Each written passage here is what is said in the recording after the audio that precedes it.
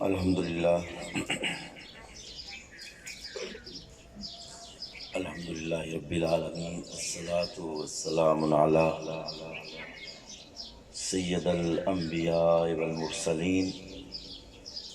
والصلاة والسلام علی آلہ الطیبین واصحابہ الطاہرین وازواجہ امہات المؤمنین، والصلاة والسلام علی اولیاء ملتہ و علماء امتہ والناس اجمعین۔ قال تبارک و تعالی فی الکلام المجید والفرقان الحمید: انما ولیکم اللہ ورسولہ والذین آمنوا صدق اللہ المولانا العظیم۔ اما بعد، اللہ جل مجدہ کے بے پایہ فضل و کرم اور اس کے حبیب مکرم کے نلائن پاک کے تصدق سے ہم کو یہ توفیق ملی کہ رمضان المبارک کی ان خوبصورت لمحوں اور گھڑیوں اور ساعتوں میں ہم دروس عرفان القرآن کے سلسلہ کی آج آخری نشست میں مل بیٹھ کر اپنے دلوں کو ذکر خدا اور ذکر دین مصطفیٰ سے اپنے دلوں کی دنیا کو آباد کر رہے ہیں۔ سامعین ذی وقار، آج کی نشست اپنے موضوع کی مناسبت سے بڑی اہم، ضروری اور نشست ہے۔ ابھی ہم مسجد میں نماز ادا کر رہے تھے تو مسجد کا اندر کا حال بھی فل تھا اور باہر بھی تقریباً صحن فل تھا، اور دعا ابھی جب امام صاحب نے سلام پھیرا تو کافی لوگ دعا سے پہلے ہی اٹھ کے آ گئے تھے۔ میں ایک ضروری اہم بات کی طرف اشارہ کرنا چاہتا ہوں۔ وقت جس سے ہم گزر رہے ہیں وہ بڑا کڑا وقت ہے۔ لوگوں کے پاس اتنا بھی وقت نہیں کہ وہ فرض نماز کے علاوہ 2 لمحے ہی مسجد کو دے سکیں۔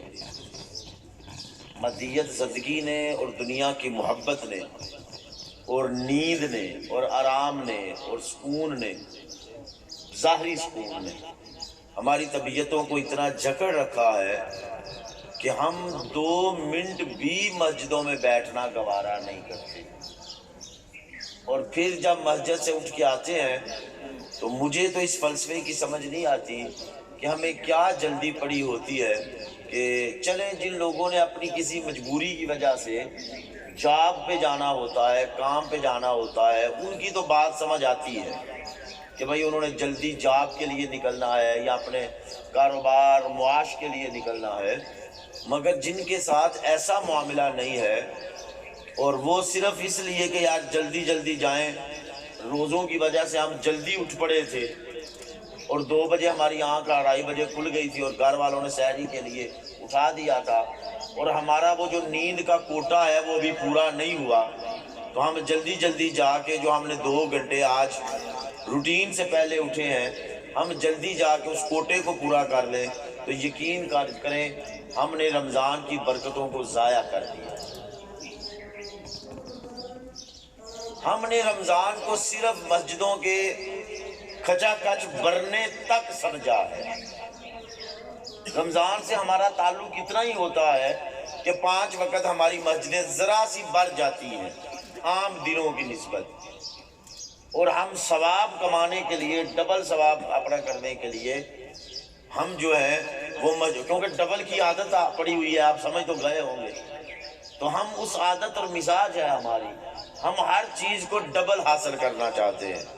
تو ثواب کے مزاج کی خاطر ہم جو ہے مسجد بھر تو لیتے ہیں، مگر وہ ثواب ہماری طبیعتوں پہ اثر انداز نہیں ہوتا، اور ہم مسجدیں تو بھر لیتے ہیں مگر ہمارے دل اللہ کی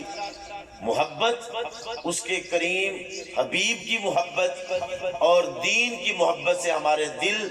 رمضان میں بھی حالی رہتے ہیں اور رمضان کے بعد بھی حالی رہتے ہیں۔ خوش قسمت ہیں وہ لوگ کہ جو اس گئے گزرے اور مادیت زدہ دور کے اندر بھی مسجدوں کے بعد بھی دین کو سمجھنے کے لیے دوسرے قرآن کی ان نشستوں میں آتے ہیں اور اپنا وقت زیادہ سے زیادہ اللہ اور اس کے رسول کے سپرد کرتے ہیں اور مصطفیٰ کی بارگاہ میں اپنا وقت پیش کرتے ہیں۔ اللہ کریم جو لوگ اپنا یہ وقت دین کے لیے وقف کرتے ہیں، اللہ ان کے اس وقت کو اور اس ٹائم کو اور اس قربانی کو اللہ کریم اپنے اور اپنے حبیب کی بارگاہ میں قبول فرمائے، اور ہمارا دروس قرآن کی نشستوں میں آنا ہمارے لیے باعث خیر بھی بنائے اور ہمارے لیے باعث نجات بھی بنائے۔ اور ایک اور بات بڑی اہم، رمضان المبارک، رمضان ہم کیونکہ سنتے ہیں، بچپن سے سنتے آئے، علماء سے بھی، ائمہ مساجد سے بھی، واعظین سے بھی، خطباء سے بھی، پیران اذان سے بھی، کہ رمضان ایک مہمان ہے، تو یقین کریں ہم اس بات پر اتنے پکے ہیں کہ ہم مہمان کی عزت اتنے دن ہی کرتے ہیں جتنے دن ہمارا مہمان ہمارے گھر ہوتا ہے، اور شاید اگر صحیح بات کروں تو ہم اتنے دن بھی عزت چج سے نہیں کرتے۔ اور اس کی بات جواب دوں آپ کو، دیکھیں رمضان فقط مہمان نہیں ہے، رمضان ہمارے پاس مدرس بن کے آتا ہے، رمضان ہمارے پاس معلم بن کے آتا ہے، رمضان ہمارے پاس استاد بن کے آتا ہے، رمضان ہمارے پاس تعلیم دینے کے لیے آتا ہے، علم دینے کے لیے آتا ہے، عمل سکھانے کے لیے آتا ہے، رمضان ہماری تربیت کے لیے آتا ہے، ہمارے اخلاق سنوارنے کے لیے آتا ہے، ہمارے رویے درست کرنے کے لیے آتا ہے، ہماری عادتیں درست کرنے کے لیے آتا ہے، بری عادات چھڑانے کے لیے آتا ہے، اچھی عادات اپنانے کے لیے آتا ہے۔ رمضان ہمارے ظاہر کی بھی تربیت کرتا ہے، رمضان ہمارے باطن کی بھی تربیت کرتا ہے، رمضان ہماری عادتیں سنوارتا ہے، لیکن ہم رمضان سے صرف ثواب حاصل کرتے ہیں، باقی کسی ایک عادت یا کسی ایک حکم کی طرف توجہ نہیں کرتے۔ رمضان گزر جاتا ہے، ہماری عادتیں وہی، والدین کی نافرمانی، بد اخلاقی، گالی گلوچ، کسی کو تنگ کرنا، رشتہ داروں سے آوازاری،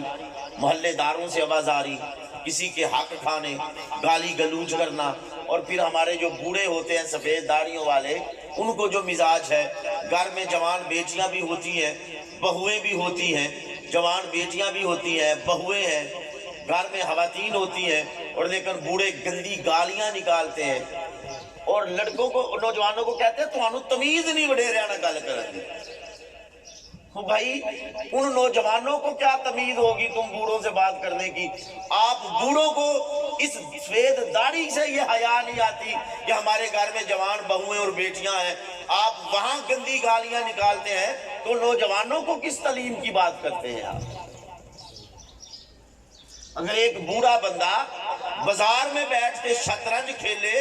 اور نماز کے وقت تاش کھیلے اور وہ یہ شکوہ کرے کہ میری اولاد میری بات نہیں مانتی، تو اس کا یہ شکوہ نہیں بنتا۔ جس کو رب کہے حی علی الصلاح حی علی الفلاح، آ جاؤ فلاح کی طرف، آ جاؤ نماز کی طرف، اور وہ بوڑھا بندہ تاش سے نہ اٹھے، ایمان سے بتائیں اس بوڑھے بندے کا یہ کہنا بنتا ہے کہ نوجوان بوڑھوں کا کہنا نہیں مانتے؟ تو رمضان ہماری تربیت کے لیے آتا ہے، اگر ہم اپنی تربیت نہ کر سکیں اور تربیت کے مراحل طے نہ کر سکیں تو سمجھے ہم نے کچھ بھی حاصل نہیں کیا۔ تو اللہ کریم ہمیں دین کو سمجھنے کی توفیق عطا فرمائے اور اللہ کریم ہمیں عمل کی توفیق عطا فرمائے۔